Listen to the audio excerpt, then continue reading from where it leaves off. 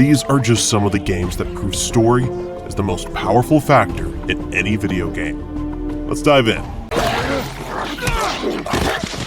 The Last of Us Part 1 is probably one of the most emotionally devastating story experiences in gaming. And I don't say that lightly. Naughty Dog remastered the 2013 original for PS5 and PC.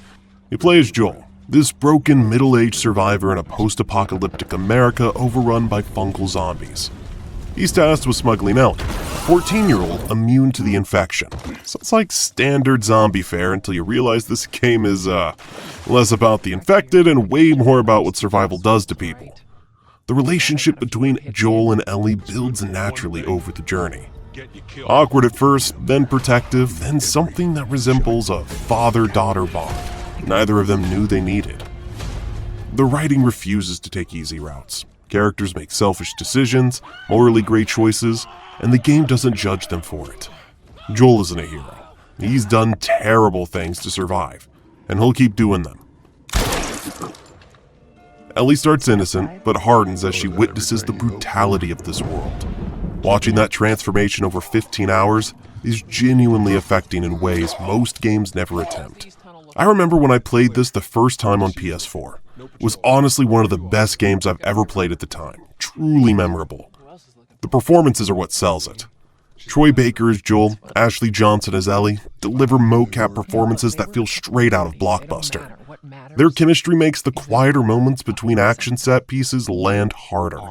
There's this scene in the fall section where Ellie finds a joke book and keeps telling awful puns to Joel, and his reluctant smiles. That's the kind of character work most games skip entirely. The ending is, controversial and I'm not spoiling it, but it sparked debates that still happen today. It's morally complex, doesn't give you a choice, and forces you to sit with Joel's decision, whether you agree with it or not. If you've never played The Last of Us, the Part 1 remaster on PS5 or PC is the definitive version. It's a 15-hour emotional gut punch about survival, love, and whether protecting the people you care about justifies terrible actions. Perfect pacing, perfect story, pretty much a perfect game. Let us know what you think in the comments.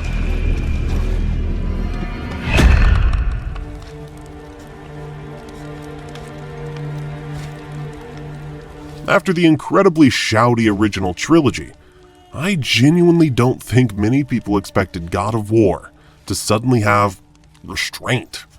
Kratos was pure volume before, anger at maximum, blood everywhere, zero chill. So when Santa Monica Studio hit reset and pointed him in a quieter direction, yeah, a lot of us underestimated what they had in them. The reboot shifts Kratos away from all-consuming vengeance and replaces it with this heavy, internalized parental love that just sits in his chest like a brick. It's still there, the rage, the violence, the oh god he's going to rip someone in half energy, but it's controlled now, focused, and giving him a son is the key. Atreus turns Kratos into a three-dimensional character for the first time, even if he's yanking an ogre's guts inside out every 40 seconds or so. Old habits die hard, I guess. One thing I'll say about this one is if you have a son, it's different emotionally. Christopher Judge deserves real credit here. His take on Kratos is incredible. Quiet, deliberate, and always sounding like he's one bad breath away from losing it. But underneath that, there's warmth, love, protection. I'm here for it. Judge balances barely containing fury with this almost awkward tenderness toward his kid, and it works way better the longer you play the game. It's one of those performances that sneaks up on you. Once you've gone through that first game's story, pushing on into God of War Ragnarok feels like the natural next step. The emotional groundwork is already there, and from what they've showed and delivered, it builds on that father-son dynamic. In my opinion, this era of God of War is proof that even the loudest, angriest characters can grow up a bit, without losing the edge that made them iconic in the first place. You're definitely the one. Okay, hope you're enjoying the video so far, so please like and subscribe if you are. But next, let's talk about one of my favorite games ever, Metal Gear Solid. I replayed this on PS1 not too long ago, and the writing is still up there with the best games ever. The mature themes of the game hit harder now than they ever did as a kid. The story's the reason Metal Gear Solid still matters. Strip away the memes, the box jokes, the stealth mechanics. What's left is a confident narrative that treats the player like they can keep up. It doesn't spoon feed, it throws ideas at you and trusts you sit with them. The core of it is identity and control. Solid Snake spends the entire game being lied to, monitored, and pushed along by people who see him as a tool. Foxhound think they're rebelling. The government thinks it's in charge, and Snake's stuck in the middle, realizing nobody's being straight with him. That sense of manipulation runs through the whole thing, and in my opinion, that's what makes the story quite unique and ambitious. The legendary villains in this game don't exist to be obstacles, they exist to argue with Snake. Each one is wrestling with legacy, trauma, or purpose, and they all reflect a different fear about warfare and soldiers being discarded once they've served their function. Especially today, with everything going on in the world, this stuff feels more real than ever. It lingers. And the ending? That reveal about genes, free will, and choosing who you want to be could have been pretentious nonsense. By the time Metal Gear Solid wraps up, you've watched Snake reject the idea that he's defined by his DNA or his mission orders. I think he's one of the most likable characters ever created in gaming, or any media for that matter. Let me know what you think in the comments down below.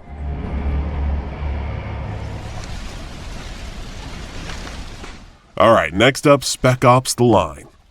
This one barely comes up in a story conversation, which is strange because it's one of the few shooters that seems actively annoyed you're enjoying it. It shows up dressed like a standard military game, then spends the next few hours tearing that fantasy apart while you're still holding the controller. The story works because it weaponizes familiarity. You already know how this genre behaves, so you stop questioning it. Walk forward, shoot enemies, complete objectives. The game leans into the muscle memory and then starts twisting the knife. Dubai is a place you're slowly ruining, and the script is reminding you that nobody asked you to be there. It's a raw story to digest, especially if you're an ex-soldier. Captain Walker isn't written as a hero or a monster. He's a guy who refuses to stop. Every escalation is framed as necessary. Every disaster gets justified as the cost of pushing through. I think that's the key difference. There's no big speech telling you he's wrong. The game just shows you the consequences stacking up while he keeps moving away. Even the way the game communicates changes. The UI turns on you, the loading screens stop helping, characters stop trusting you. It feels like the world itself is getting fed up with your presence. That's not subtle, but it's deliberate, and it fits the story's obsession with denial and self-justification.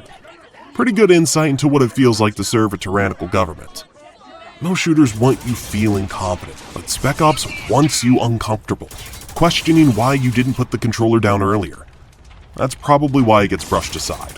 But if you care about games doing something risky with narrative, this is one of the most memorable game stories you'll ever play. It's also horrific. Some of the scenes we really can't show, even though I like to think this is a pretty mature channel. No fluff, no ribbon on the end, just a great story worth exploring. I hope you like it.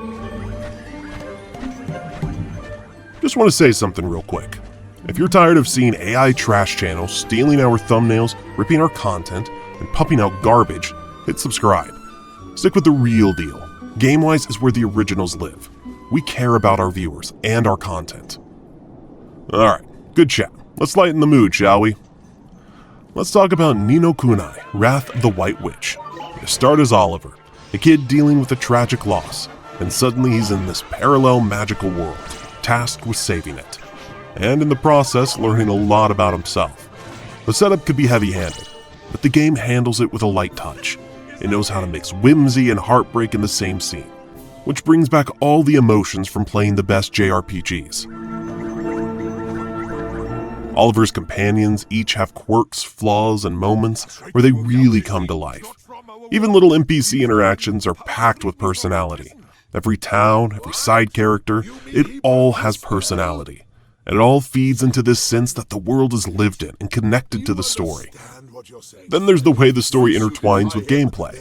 Capturing and battling creatures Pokemon style, exploring new areas, and solving small puzzles all tie into Oliver's growth and the larger stakes of the story arc.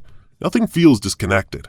When you're wandering the countryside or climbing a tower, the world keeps talking to you, letting you see how your journey affects the people and creatures around you.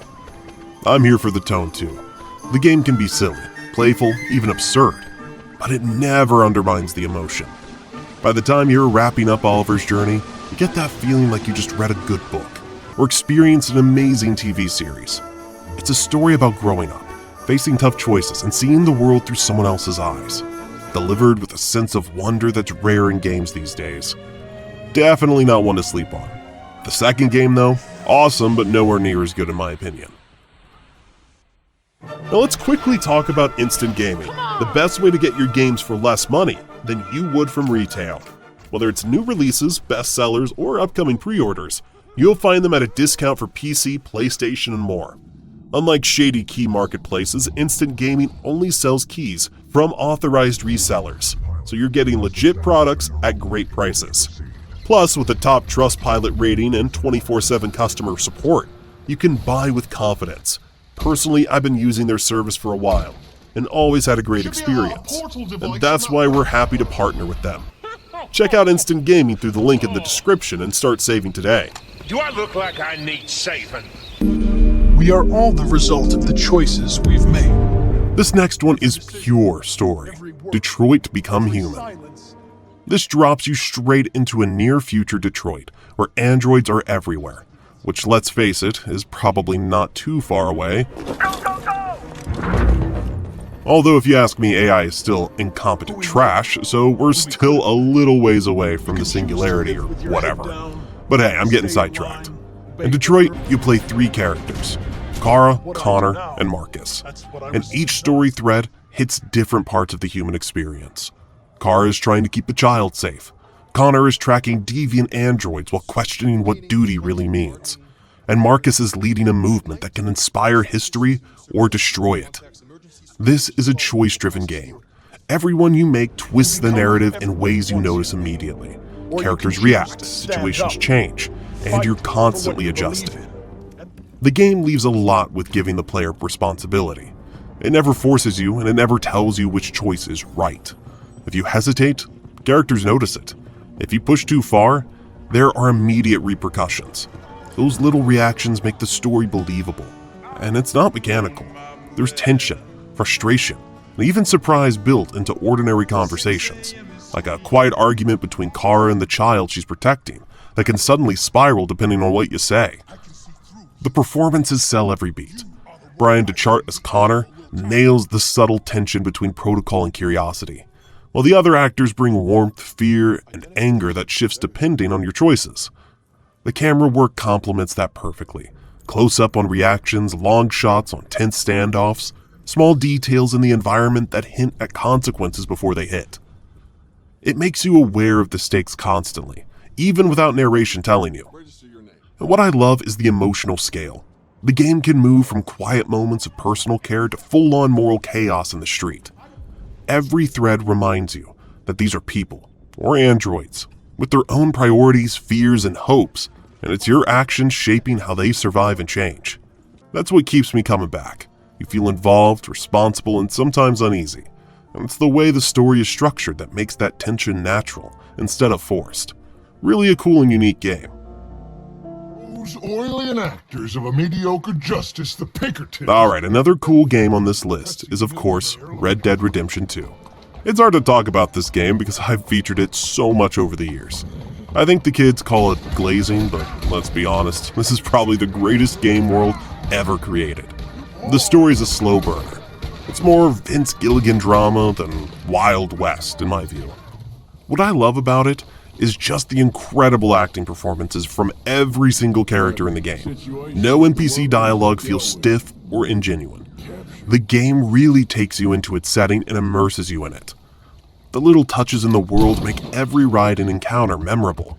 Watching campmates interact naturally, noticing the way townsfolk react differently depending on your choices, and seeing the environment shift with weather or time of day, all pull you deeper into the experience. It's the kind of attention to detail that rewards slowing down and really paying attention. And honestly, it's fun to just go off the beaten path, hunting, fishing, or even just riding through the mountains. Every small detail, from how horses react to your movements to the way a train rolls into town, reinforces the sense that this is a place with its own rhythm and history. Then there's Arthur's journey. The story unfolds gradually, letting relationships grow, tensions build, and moral choices land in ways that feel personal. It's messy, sometimes heartbreaking, and often surprising, and that's exactly what makes it stick with you long after you put the controller down. Every mission, every side quest, every small interaction has a sense of weight because the world and its people respond to what you do. And I'm here for that. Some of my favorite moments are completely optional stuff. Just helping someone stranded on the road, listening to random dialogue in a saloon, or wandering into a train robbery I wasn't supposed to be a part of.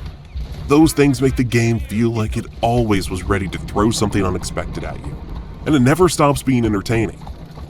Honestly, talking about Red Dead 2 is exhausting, because it's so full of things to praise. The truth is, the combination of world, story, and characters comes together in a way few games manage.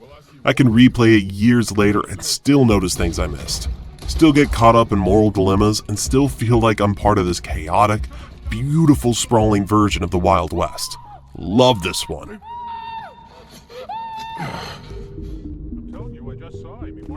Now we need to talk about the Mass Effect trilogy. One of those rare series where the story unfolds like a full saga across the galaxy.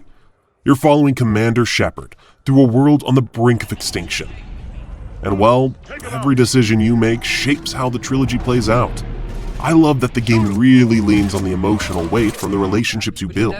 Your crew members have lives, opinions, and histories that create characters with real zest. And the game remembers your choices across all three games. The romances are handled with care, the betrayals feel personal, and some of the smaller side stories are more memorable than your run-of-the-mill RPG. It's hard to overstate how invested you get in the characters. Even random missions can leave you feeling like you're part of a living galaxy, because the writers never treat anyone as disposable. By the time you get to Mass Effect 3, the stakes are huge, but the story still has quiet moments. Like a simple conversation with a squad mate that reminds you why you started the journey in the first place. The trilogy also rewards replay. You notice choices you missed, interactions you didn't trigger, or lines of dialogue you'd forgotten. And if you've ever thought about video games as a form of interactive storytelling, this is one of the clearest examples of it being done right. You feel like a participant in a massive, sprawling narrative, not someone following a checklist of objectives. Honestly, if you got the time, just play it. Alright, that's the list, folks. Only 8 games on this one. Let us know if you want more in the next one. See ya!